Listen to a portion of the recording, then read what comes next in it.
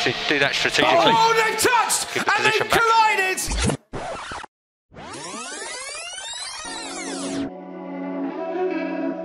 Hey guys, welcome back to the channel. और जैसा कि आप जानते हैं कि सऊदी अरेबियन जीपी काफ़ी कंट्रोवर्शियल रही और काफ़ी कुछ ऐसा हुआ जिसके बारे में अभी तक बात चल रही है। तो चलिए ज़्यादा टाइम वेस्ट ना करते हुए वीडियो स्टार्ट करते हैं, जिसमें मैं आपको बताऊंगा कि ज़ेदा में कल कैसा क्या हुआ जिसकी वजह से इतनी कंट्रोवर्सी खड़ी हो गई है और मेरे क्या ओपिनियन है उस पर, ये भी मैं उस पर बताऊँगा। तो हमेशा की तरह वीडियो स्टार्ट करने से पहले आप हमारे चैनल को सब्सक्राइब कर सकते हैं और बेल आइकन दबा दें, तो ऐसी वीडियो आपसे मिस नहीं होगी। तो 50 लैप की सऊदी अरेबियन जीपी स्टार्ट होती है, जिस पे P1 पे थे हैमिल्टन, P2 बोटास और P3 थे मैक्स वर्स्टैपेन, जिनकी एक बेहतरीन क्वालिफाइंग लैप सैटरडे को एक छोटी सी गलती की वजह से खराब हो गई और वो P3 रह गए। बट यहाँ पे मर्सिडीज़ का जो फ्रंट रो लॉकअप था वो काफ़ी ज़्यादा काम आया और उन्होंने 1 और 2 पोजीशन पे काफ़ी अच्छे से अपनी पकड़ बनाए रखी।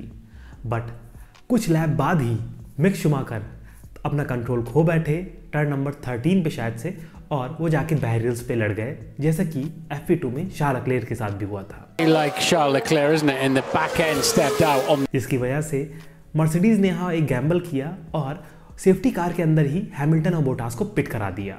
यहाँ पे एक चीज़ ध्यान रखने वाली है कि जब हैमिल्टन पिट कर रहे थे तो बोटास ने अपनी कार की स्पीड कम की, That shouldn't be allowed what he does. Right. So जो कि सेफ्टी कार के अंडर नॉट अलाउड है।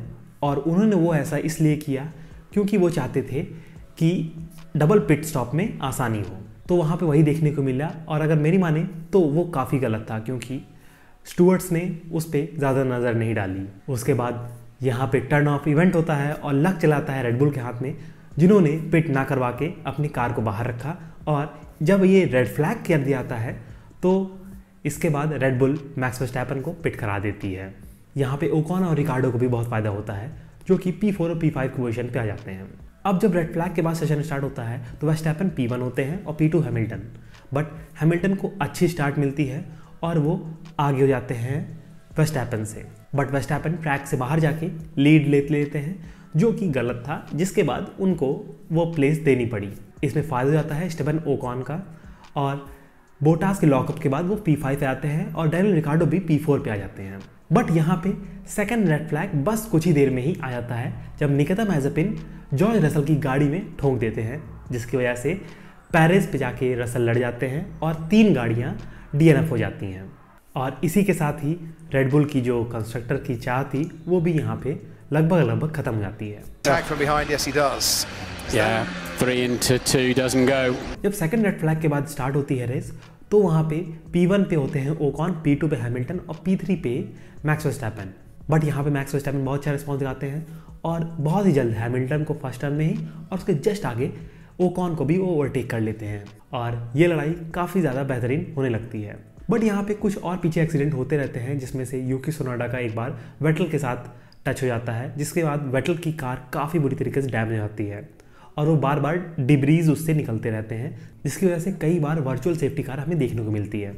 लेकिन अब आता है सबसे कंट्रोवर्शियल पार्ट, जब मैक्स वर्स्टैपेन और हैमिल्टन लड़ाई करते हैं और एक बार फिर से हैमिल्टन वर्स्टैपेन को जगह नहीं देते हैं और वर्स्टैपेन बियॉन्ड द ट्रैक जाके ओवरटेक करते हैं। ये थोड़ी देर चलता रहता है और इसके बाद मैक्स से कहा जाता है कि वो उनको जगह दे दे। सो लास्ट टर्न से जस्ट पहले ही मैक्स वर्स्टैपेन अपनी गाड़ी धीमी करते हैं और उसी के पीछे हैमिल्टन जाके उनको ठोक देते हैं। Ran into the back of the Red Bull. Just what? But ये चीज़ बहुत ज़्यादा कंट्रोवर्शियल कही जा रही है और स्टूअर्ट्स ने इसी के लिए मैक्स पे 5 सेकंड की पेनाल्टी भी लगा दी थी और इस पर दोबारा से जांच हुई थी और इसको बढ़ा के पेनाल्टी उठा के 10 सेकंड कर दी गई थी, क्योंकि उनको लग रहा था कि यहाँ पे मैक्स वर्स्टैपेन ने ब्रेक टेस्टिंग की है। बट अगर मेरा माना जाए तो मैक्स वर्स्टैपेन वहाँ नॉर्मल गाड़ी रोक रहे थे, स्लो कर रहे थे और on the left hand side पूरा का पूरा ट्रैक खाली था और वर्स्टैपेन रेसिंग लाइन से हट गए थे। सो हैमिल्टन को वहाँ से ओवरटेक करना चाहिए था।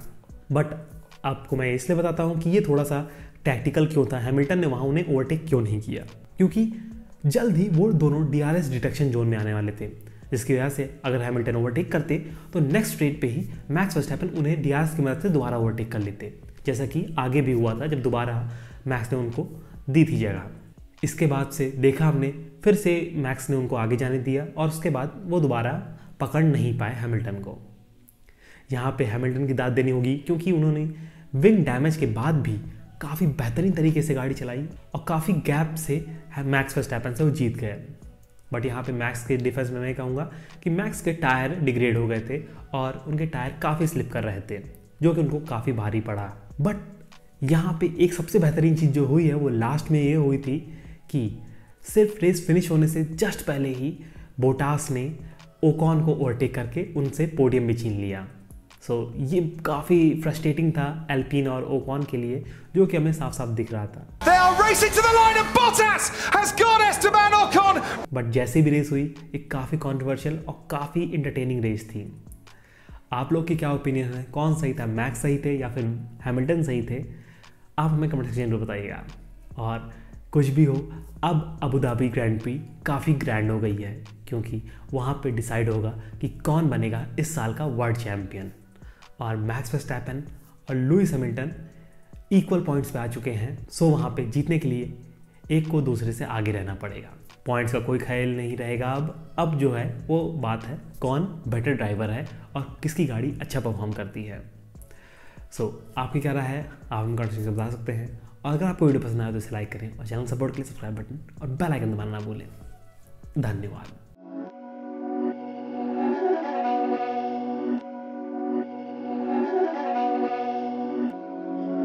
These my daddies make it hurt.